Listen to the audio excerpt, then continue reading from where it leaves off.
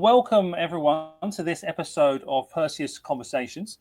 Today I am with David Coleman. He has joined us. So thank you for joining us, David. Hi, James, and hi, everyone. Thank you for having me. Happy to be here.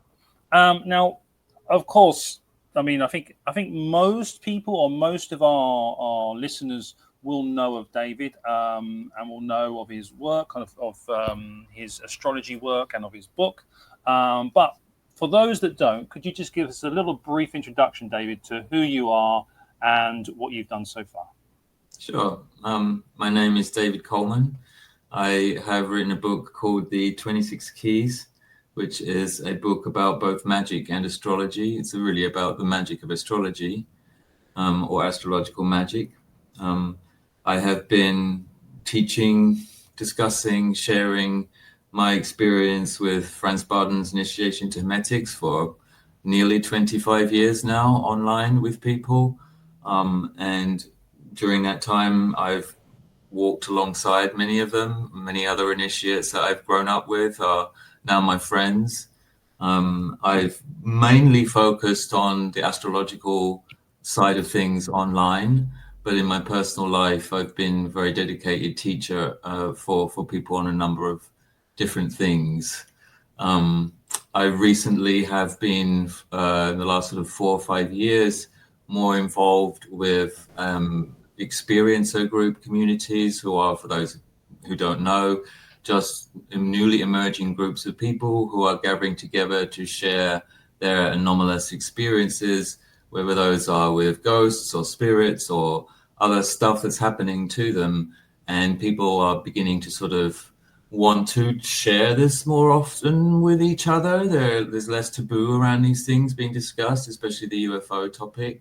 And so these experiencer groups are basically counseling support groups for people who have had these experiences, don't know what to make of them, have no training, have no prior experience, and are really just sort of thrown in the deep end of this paranormal world. So the last 4 or 5 years, I've been involved in a couple of those groups. As someone with more experience, being able to shed some light and guidance and so on and so forth.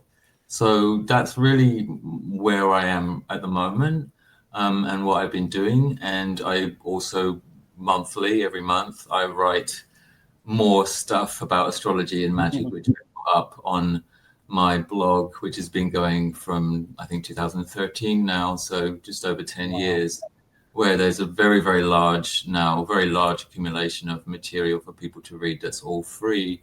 That's very kindly supported by my Patreon supporters. So they're the ones that pay for that. So you have them to thank for that, and we're the ones that keep that going. So that's what I do. You've been busy. Yeah. I've been at this since I was a kid, really. But I've been at this as a profession probably since I was like 18 or 19. It was like part-time in the beginning, and then around about 21, 22, I went full-time. That's one of the first bit I want to sort of discuss. So way back into the 90s. So when you first, from our previous text interview, you discussed how when you were sort of first discovering magic and finding your path. So first of all, let's just recount over how you discovered the Bardens, and then how that started to then bridge into going down the astrological route, because there are many routes you can take, but you took that one and it seems to have blossomed magnificently. It was actually the other way around, sort of, kind of. Like I was, like as a kid, always really interested in both magic and astrology, but actually it was more just like the general paranormal world that I was really keen on learning everything I could about, right? So as a kid, that was all there, right? From the beginning, I just knew this was stuff I liked learning about, right? But it was first for me, it was when I was around sort of 14, 15, I think it was, I started playing with tarot cards. That was really the very first practical thing I started to do. That was with my mother, because my mother was also reading tarot cards at that time, so we did that together. And that progressed. I did that for quite a number of years, like 10 years maybe, before I stopped reading tarot. And it wasn't until I was around 21, 22 that I basically picked up astrology and got really deep into that and started. That's when I learned how to draw a chart, interpret a chart, and I started doing it immediately for the people around me. I just did handwritten things and didn't have a word processor back then. There were no computers back in the early 90s, really. They weren't online, right? So I was doing handwritten like reports to my family and friends, and that's how I learned. That's how I did it. And so the astrology came first, and I went into business as an astrologer. But I was always learning about magic. I was always picking things up and learning about that, right? From wherever I could. And then one of my clients, a guy from Germany, who's still around in my life as a dear friend, he hired me to do some astrological work. And I ended up going to see him in Berlin to visit him. He came to see me, and I went to see him. And our friendship was developing. And when I was there, the first time I was there, he said, "Oh, there's these books I have to show you. You need to know what these books are." And they were in German. And so he handed me the 3 books by Franz Bardon in German. And I immediately knew, yeah, this is really interesting. You just flick through these books and you look at them and, wow, this is interesting, right? Not even being able to understand any of the words at that point, right? And that's that. So once I got the English copies of Bardon, I started doing that work, right? In after reading them in English. It was some years later, about 10 years after into initiation, that I started to get the itch to bring my 2 passions together, because I realized that they needed to be together, that they were like had been separated some time ago in thousands of years ago in the past, and gone different ways and developed different ways, which is very good for them. But there was now sort of a distance between them, right? Magic has always used astrology in ceremonial rituals and planning of spells and all of that, right? And talismans especially. So magic has always used astrology, but astrology lost its magic, I would say, right? It became trying to justify itself scientifically and rationally. I would say that was that, right? And it's really just in the moment now in its history where it can rediscover its magic, that people are ready for an astrological magic union again, right? And these 2 ideas can come back together again after many, many thousands of years of separate development and enrich one another again, right? And I could see all of that, and I was like, this is what I want to do. This is what I'm calling, my inner being is calling me to do this. So that's what I did. I ended up like figuring that out in my head and practicing it and practicing it and practicing it. And eventually 2011, I wrote the 26 Keys, which is the result of all of that work, trying to bring astrology and magic together in a practical way. And what I'm most proud about, just to finish off about that, what I'm most happy about, how that turned out, and there's a lot of things that I'm happy with that and in how she turned out, that book. But what I'm most happy about it is that it's a way of using astrological magic that you can use as part of, as alongside Bardon's initiation into Hermetics at every step of the way. But it's also a system in its own right. It's a system of astrological magic on its own that does not require you to be progressing through Bardon's initiation into Hermetics. In fact, it's basically available to anyone and everyone that's interested in it. So basically, so let's say I'm someone, or I've got no idea about magic, but I've got a real curiosity about astrology. So I could just come along, get the 26 keys, and I could actually start making my own charts. Would I be able to do that? Well, wow. I don't know if you'd be able. I don't teach you really how to make your own chart, right? But I do show you how to interpret it, right? There are plenty of services online that can create your chart. Yeah. But yeah, basically, what the goal of the book is, it's a weird book. It's a little bit of a mutant, right? And that's why it's a little bit large. I would say it has it has 3 different primary audiences, right? One of them is the Bardon group that are studying initiation into Hermetics and the other books, right, and practicing them. That is one readership that this book is addressing, and it helps them to understand how to use astrology in their practice. All right. Then you've got the astrologers who have no idea what magic is and what it means. And for them, this is a book that teaches them what magic is and how to use it in an astrological framework.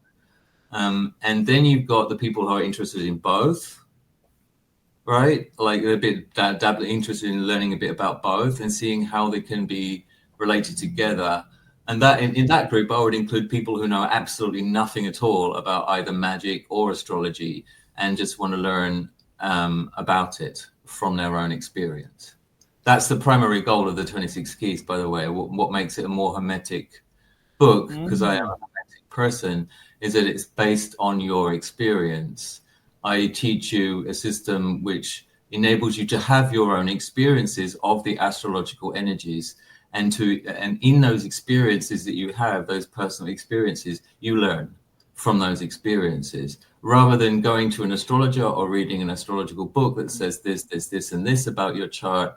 You are learning from your chart, from yourself. Oh, wow. So you're getting, so I know previously you mentioned sort of like these, like the planets, for instance, like being a dimension of itself.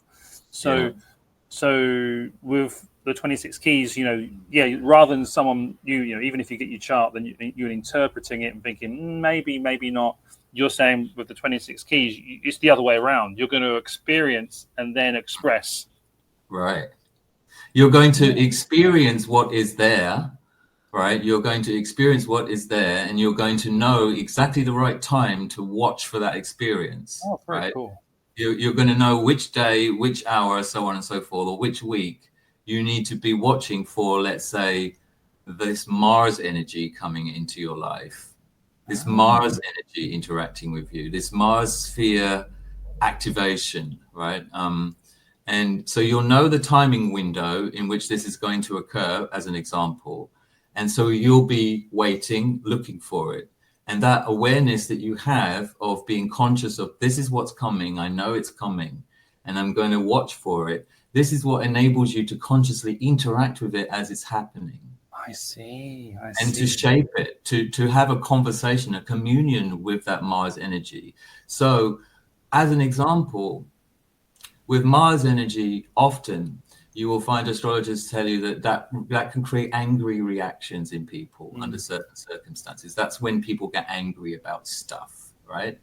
And if you know that there's a very strong wave of that type of energy coming, and you know that you're feeling pretty angry right now, right, going into that, you can expect your anger to be part of whatever experience is about to unfold as you work through your anger and you transform your anger with the help of this Mars energy, because it's all about equilibrium. Nature is helping us all the time to stay in equilibrium these ways. But if you then say to yourself going into that period, I know I'm angry right now, so I'm going to sit down and I'm going to meditate on not being so angry. And I'm going to let go of my anger, release this negative Mars energy, release it, transform it. And then if you're not angry, when you go into that period where that Mars energy comes, it will take a different form. And you will have changed what you experience. There will no longer be a need for you to be activated and triggered in an angry way so that you work through your anger, because you already did that. So instead, Mars will come and maybe give you something else, like motivational energy. That's another thing that Mars can provide. Thrust, momentum, activity, right? Forceful power, right? More positive expressions. So the 26 keys is about working with the planets, not being worked on by the planets. Okay. That sums it for me. Yeah. So from a Bard perspective, so for those students who are listening who are Bard practitioners, and maybe some of them have never thought about doing anything with astrology, what would you say to those guys who in how this can possibly aid them in their path? I would say do what you feel is right. Like if astrology is not of some interest to you, cool. But if you've never really looked at it and you've never really considered it, I would say you're missing out on a potentially enormous tool. Not just a tool, but an enormous toolbox. There's like an entire category of tools that you could be using. As an example, if you're working with the elements, let's say, as you do in Baden practice, often through many of the steps, fire, earth, water, right?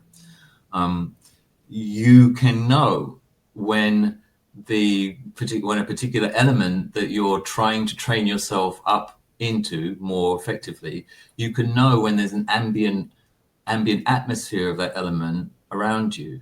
And when, for example, you're trying to work on one of your fire element exercises, right? And you want to basically time that meditation to be easier for you, to be more successful for you. You will just figure that out using astrology, right? And it's not too hard, right? It's not too difficult. And there are more specific things that you can do as well. That's just one example. It really depends on your particular needs in that moment. Astrology has a tool for it, guaranteed. Whatever you're trying to work on in a magical initiation situation, astrology has a tool for it. And whatever you're trying to work on in a mundane world situation, astrology has a tool for it. It's pretty amazing toolbox. So wow, another potential sort of way of looking at things. You've got that additional, like you say, toolbox that you can now bring in. I would say just look at it. Like, just investigate it once or twice, see if it's for you. If it's not something that you've ever looked at before, you will definitely find something that is useful in there. But whether or not you want to use it, that's up to you, right? But I would say that the main thing from a Baden practice point of view that astrology really helps with, and I know it's helped many magicians that are already fully completed the first book, for example. It's an ongoing thing that helps them even today, because it helps me too. And I've seen them using it successfully in this way. The main way in which it's used that's most successful is it helps the magicians maintain their astral and sometimes their mental equilibrium as well, but mostly their astral equilibrium. Hugely important. It's like your astral equilibrium is something that you constantly have to monitor, right? It's something that you're constantly looking at, and it's changing all the time because the life circumstances and events and experiences that you're having are changing all the time. And so you're having to make that equilibrium with those events, with those changing circumstances. And so, it's an ongoing organic process. And what astrology does is it shows you what the weather is like ahead of time, sometimes many years, like 10 years ahead of time. You can see, oh, well, this is going to be a really stormy period for me. All right. And you can sort of see that how long that's going to be. There's some sort of turbulent, like astrological weather pattern in there. Right.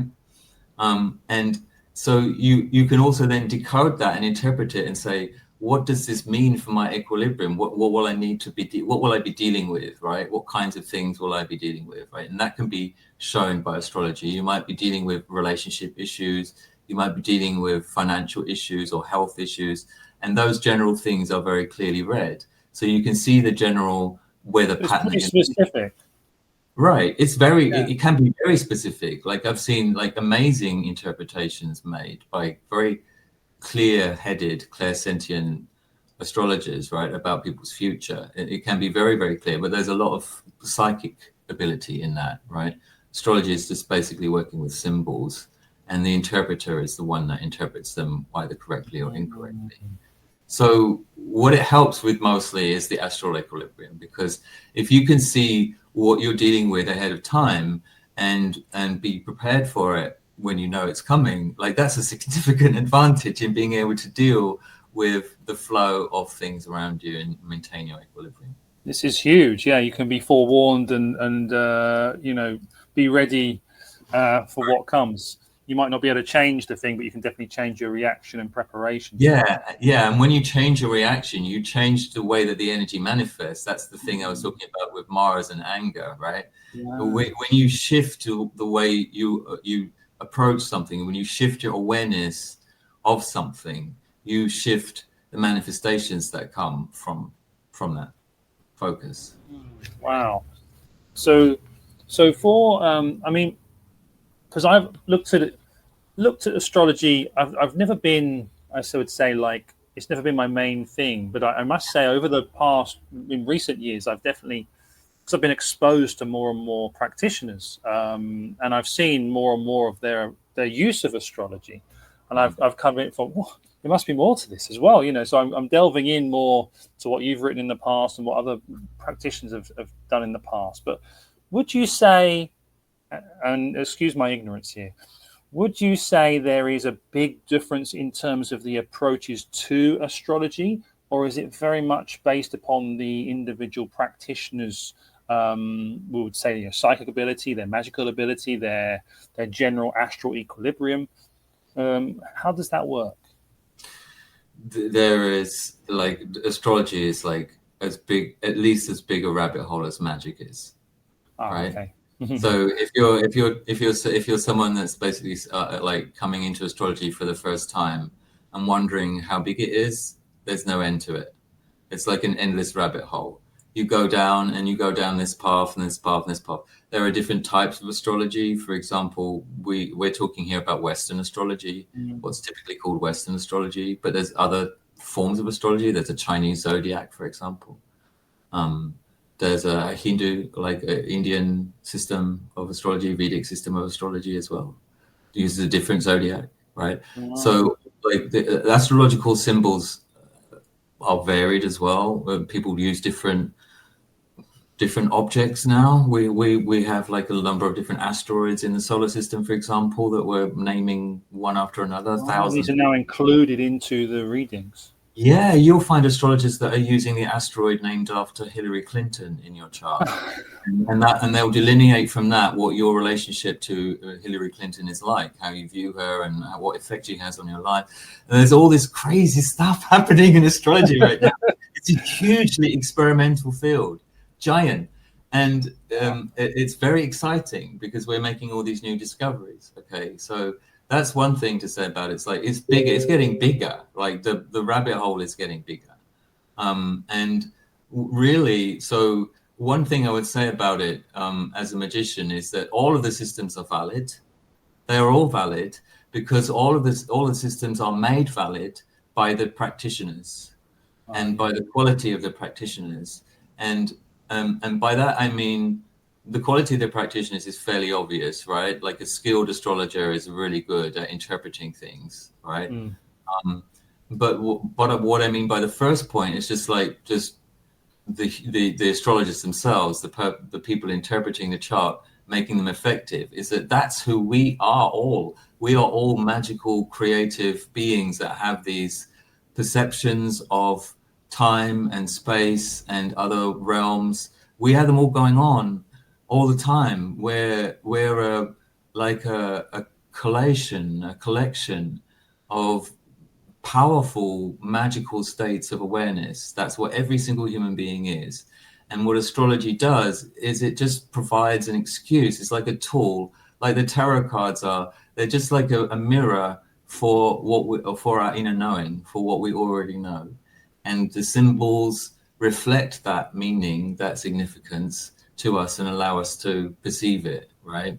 But they're not necessary, right? Like ultimately, but the systems like astrology and like the tarot cards, right? The systems are interesting, they're fascinating, they teach us, but we have created every single one of these systems out of our cultures, our symbols, our imaginations.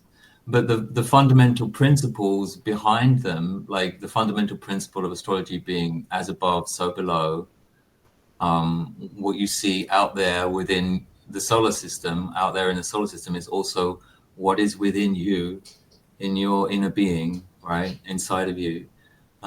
These are fundamental truths in every school of astrology, right? Right. So yeah, it's big. It's big.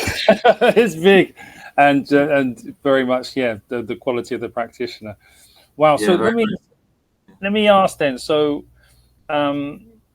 let's look at some of your other work in the work you do with people who wish to know more about their chart. So when you would work with someone, what would you actually produce for them, and how far ahead would we be looking, or would that be determined by how much what they want, or would you determine how much you look ahead? In every case, it's very unique and specific to the individual. Every person that I interact with that comes to me has a unique need or a unique requirement, right? And that really does dictate the nature of what I do with them and the nature of the work that I do astrologically as well. Some people don't really want to know anything about their future. They just want to understand themselves on a more spiritual level or on a higher level, right? But then we do that, right? And I just will read the chart from that point of view. Some people come and they do want to know what's going to happen in the next year, right? What's going to happen in the next 2 years, and so or should I take this job, or what about this person? What is my relationship like with them? What's my chemistry, my astral chemistry like with this person? Or various things. Really, they come with all kinds of questions.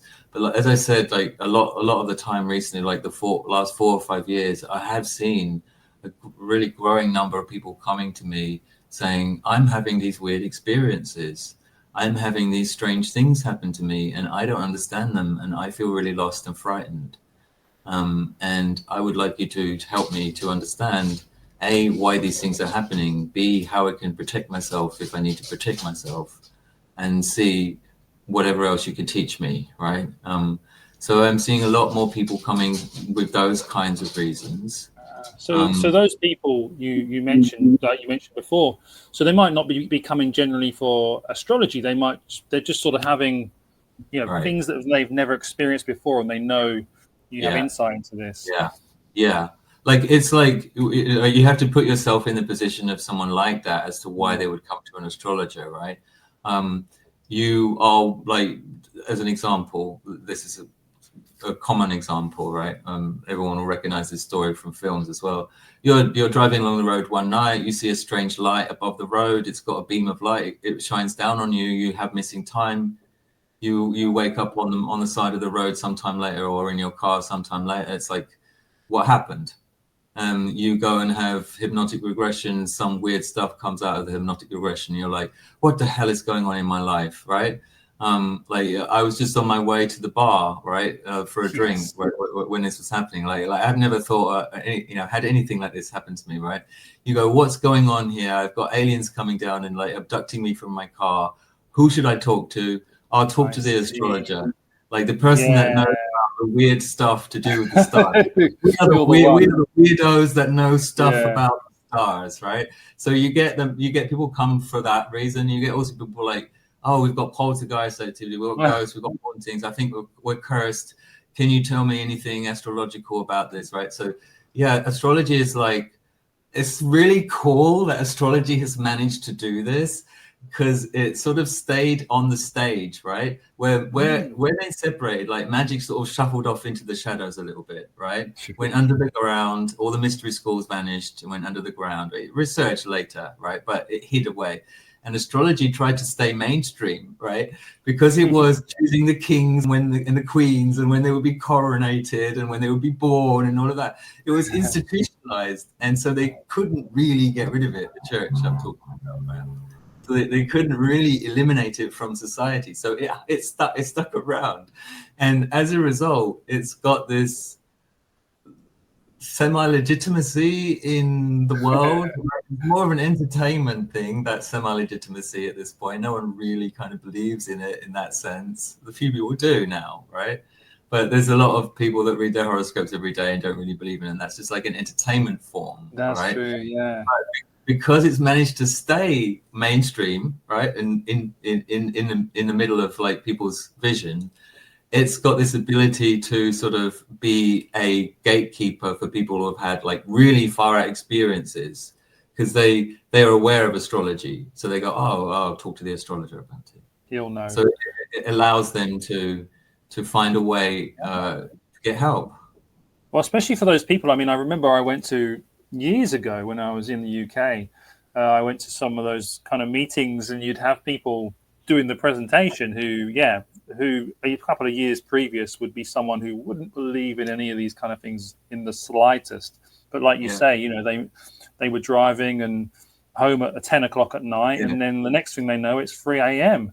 And the car's off, and you know, and that's not even one of the weird experiences that you can hear from these people, right? Some of these experiences are having wild experiences, right?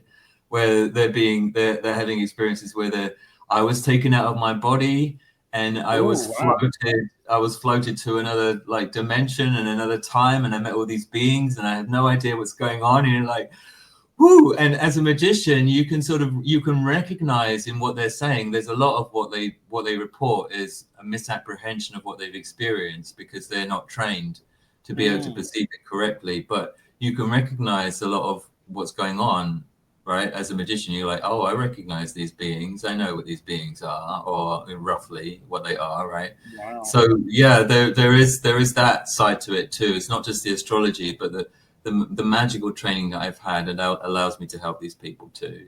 So yes, there's a lot of them coming, I would say, right? But I still do get a lot of like Barden trainees, Barden initiates, or interested people.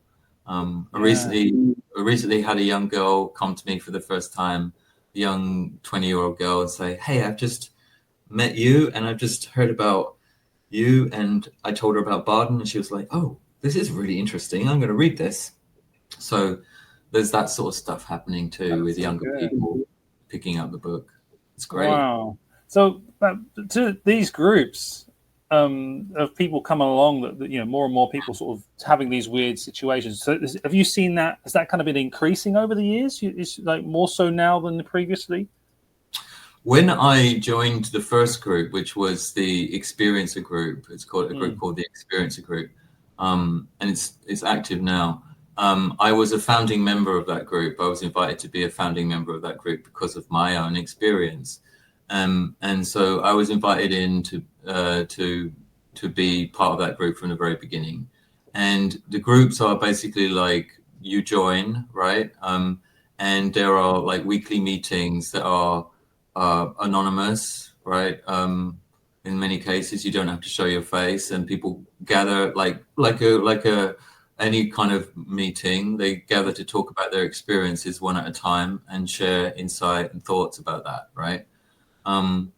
And when I first did it, when I first started to do it, I thought, yeah, there'll be a few people coming, right? And within like a month, we had to stop saying yes. We had over 2,000 people queued up trying to get in. Trying to get in, right? And we couldn't manage that in the beginning.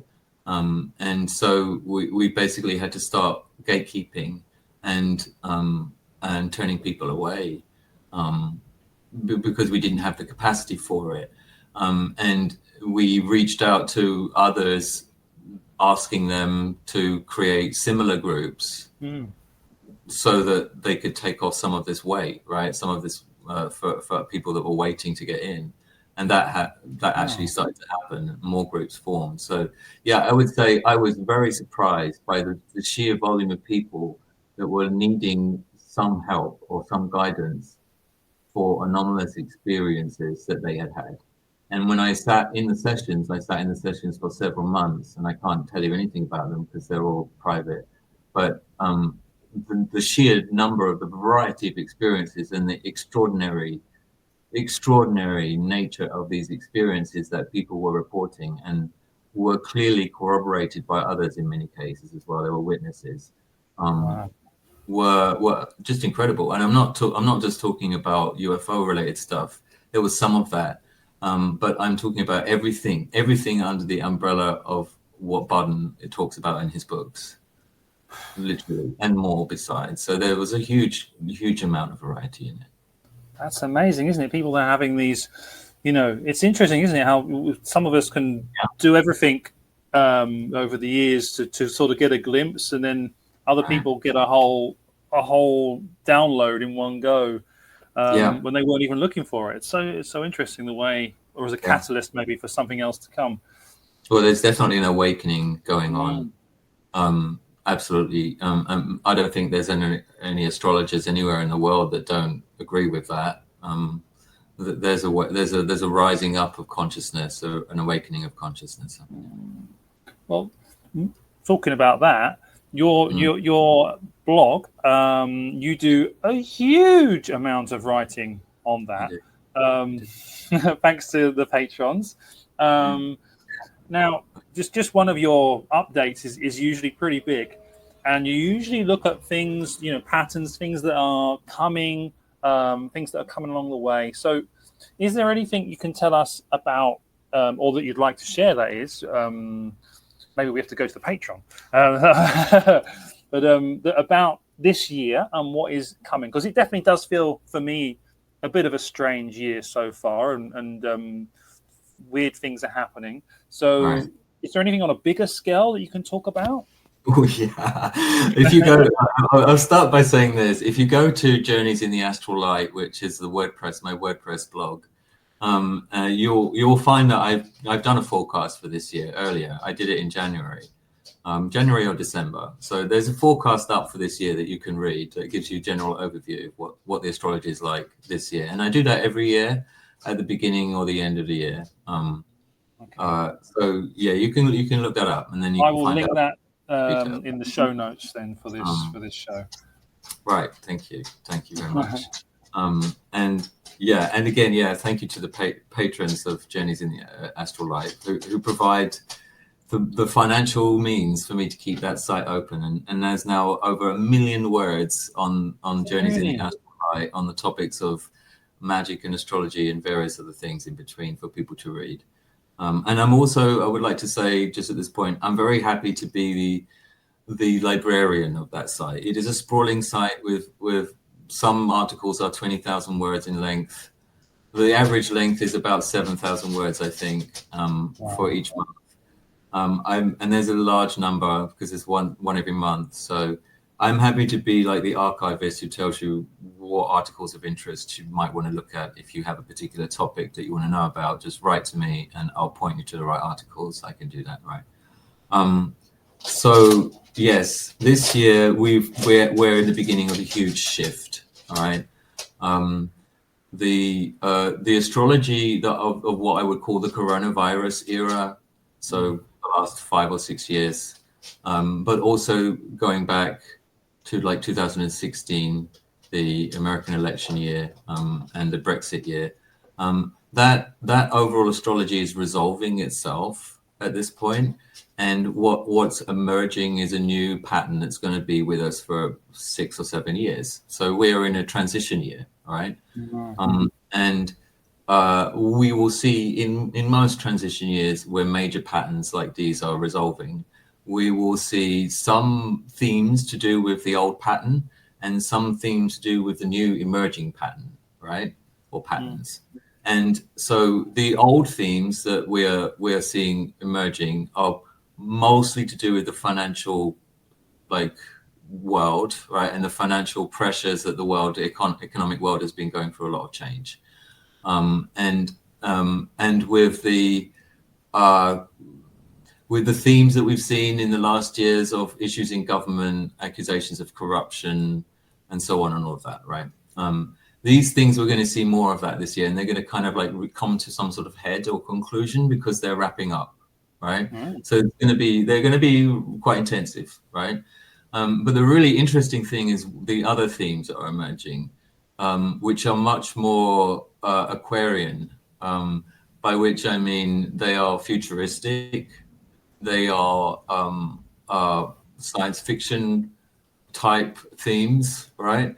And, you don't need an astrologer to see this is already starting to be a major talking point in global culture. We've got AI, We've got robots, we've got ChatGPT, we've got possibility of human brain interface coming in the future. We've got UFOs being talked about by the Pentagon and Congress. We've got all this stuff happening that is basically weird science fiction stuff, right? The cyberpunk stuff, right? It used to be science fiction, yeah. Right. It's all now becoming real, right? It's all now actually beginning to happen. And that is the big thing of Aquarius. It's like a huge shift, a huge change, which has to do with technology and very weird stuff, like very weird, a new paradigm basically emerging, which replaces the old paradigm. And so we are in the process of seeing what paradigm for the future of humanity is going to emerge. And we're in the process of choosing that future. And this is the beginning of a period of years in which many, many changes will come in the world. The most radical changes, I would say, without feeling that I'm overblowing it, I would say the most radical changes that we've seen in human history. Wow, that's something. Yes. Very big ones. Yeah, it does feel like that. Every day I look at the news and look at things like, AGI, artificial general intelligence, or, ASI, super intelligence. Right. And, once those things come about, it's where it's going to go is unknown. Right. And Aquarius is also things like paranormal encounters, like puzzling encounters, like weirdness, right, of all kinds, strangeness of all kinds. And it's also science meeting the occult, which we see in quantum physics, quantum science. Oh, finally that bridge. Right, exactly. So Aquarius is a very scientific, technologically focused sign, but it's the future. It's what the future brings. It's focused on that. And it's very revolutionary as well. It leads to revolutions of all kinds. Like cultural, social, scientific, technological, government, all sorts of revolutions. I mean, the way I see it as well, like with all those things coming in, surely our current governmental structure, something has to give, surely. Surely, yeah, that's correct, yeah. And the pattern that we've just been leaving is a Capricorn pattern, and Capricorn is a sign that has to do with government and the authorities and the controlling influences in society, whereas Aquarius is a sign that is basically the revolutionaries. So the pendulum is swinging from one side to another in this period that we're living through right now, and we're going to see the mix of themes as one wraps up and another one replaced. And governments are probably going to be replaced. And one of the two things that I would say is most likely that astrologers are talking a lot about in sort of widespread forums right now is the future of the United States and the future of Russia. Both of those countries have astrological influences which look like they're going to go through some serious storms in the next 5 to 7 years, some really serious ones. Like in the United States, we see echoes, very, very strong repetitions of the pattern that led to the Civil War, and very strong echoes of the pattern that then led to the Americans entering the Second World War. So that's America, and we've just had the movie The Civil War released, right, in America. Right. Yeah, I'm not sure we'll get to Civil War again, right? But there will be a breakup of American society in some way. It will split into factions, and it will be for a number of years that those factions are resolving whatever conflict it is they have with one another. So that's the fate of America, and I do think that it's quite possible that the UFO secrecy may have something to do with this disruption in America as well. If some of the secrecy does actually come out and the government does say, yes, we've got this or this or this or this, and they prove that, then that would be very disruptive to like the American society, where it's already very polarized. Yeah. And Russia has astrologically sort of a pattern that is very much connected to what was going on in the early 90s. And if you were alive then, you will remember that was the breakup of the former Soviet Union and the end of the Cold War, and a giant period of sort of disruption and chaos for that region of the world, and we will see that as well in the coming years. According to astrologers, that is a very strong theme of what's coming in the next few years as well, as far as the global picture is concerned, right? But the main thing is everybody's talking about this new sci-fi world and what it means. Yeah, effectively right. And money, structure, government, Right. It affects everything, right? Especially Right. if the value of work is no longer what it was. Yeah. Economies, Right. it's all You've gone. got It's all gone. cryptocurrencies, like that's a very Aquarian thing, right? Capricorn is your hard money, right? In your bank and all of that, and all the institutions that support like the credit card and all of that. Right? That's all Capricorn, right? But Aquarius is more like electronic currency, e-currency. Like all more and more transactions are going to go online, I would say. They're going to more and more become electronic in some way. I wouldn't like to say which one will win out, but that seems to be fated too. Well, the fiat money system seems to be at its limit anyway, doesn't it? So it needs some way to transition to a fully digital but tracked economy, so we can't save anymore. So it needs a change. Yeah, it needs a change. And that's part of what we're dealing with now. It's like, what will this change be? What change will we create collectively? Very interesting. So very interesting times ahead. So, and it's great that, it's kind of like, of course, you're in touch with all these things, but often technology and magical things, there's sometimes this gap between old magic, and mystery schools and the future and the sort of the sci-fi future that's coming. But it's great that you got there, that bridge.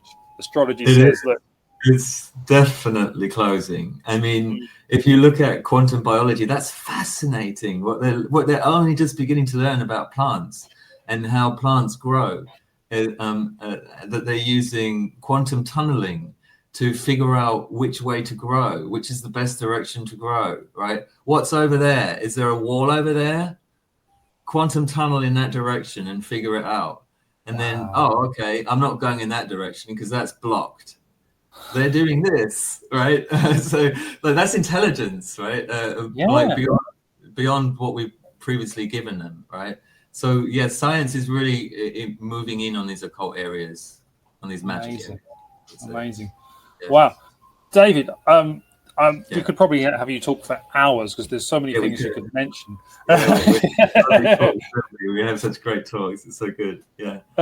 I mean, so what I'm going to do is, for the readers out there, I'm going to put all of the listeners out there, I'm going to put all of David's information in a post with this episode, because I think he's got a lot of updates that I've possibly missed over the last few months as well. So I'm going to maybe we can fish out some of the best or suited articles from the blog. We can get those on there, and the most recent interviews as well, because like we said before we started recording, there's so much information here, and now's the time for it all to come out on your blog and all the Patreon material. There's so much there, and as well the 26 keys. So I want to get some more information about the 26 keys. I recommend anyone listening to this, do look at the 26 keys, because it is. Whether if you're into magic, you'll like the 26 keys. Whether you really know much about astrology or not, if you like magic, I think you'll like this book. And it's huge. Yeah, it's 500 pages. You don't need to read it all. Like the 500 pages are mostly reference material. The material that you really need to practice the whole thing, I've actually made free. It's available online at Journeys in the Astral Light. So if you just want to start practicing it straight away, the technique that I created for the 26 keys, you can just grab that material straight away and start. The rest of the rest is just like a reference work, like to help you to do that if you need it. Well, there you go. So I think head to David's site. I'll put that in the post as well for people to look at that. But I would personally recommend people do get the book as well, because it's a tremendous amount of work, and once you can see what David has done to support that method in terms of references and the material, I think it does help. It helps you kind of process what you're doing as well, and it's just good to have. It's a nice book to have as well. But David, is there anything else you'd like to mention before you go? Because we'll talk after as well. But anything more you'd like to mention in this episode? A couple of things, yeah. I'm coming back to doing tarot card readings for people as well as astrological readings. It's basically set up all the same way through astrovisions.org. You can go there and request schedule a meeting with me that links with my calendar. Then I approve that for you, and we basically have a meeting in Zoom. And I'm not just doing astrology and magical training now. I'm also doing instruction in reading the tarot and giving tarot card readings for people as well. Again, after many years of not doing that, and I'm wanting to basically make more video content for people to read. I understand that life is on the go a lot more now than it used to be when I started writing decades ago. And people don't have much time to read such in-depth articles as I like to write, or as I write. So I'm thinking about I am going to be making more video content in the future. So please look out for that. Please also think about becoming a patron of Journeys in the Astral Light and helping to keep that archive going. It's a free archive for everybody. It will remain free for everybody. I will never put it behind a paywall. So go and look there and have fun with it, please. Wonderful. You. Yeah, I'll put all this information there. And yeah, there's so much info. I'll try and get as much as I can into the post that we do on this. But yeah, it's great that sort of David's now coming out again with all this information and with all his experience. So I would advise, if you have a remote interest in these subjects, check out all of his information and the services that he offers. David, thank you so much for sharing. It's great to have someone on also talking about science and quantum tunneling as well. I love having these conversations with you. How much you enjoy them too. It's epic. All right, I will stop the recording there. Hold the line for me. And for everyone listening, thank you, and I will see you in the next episode.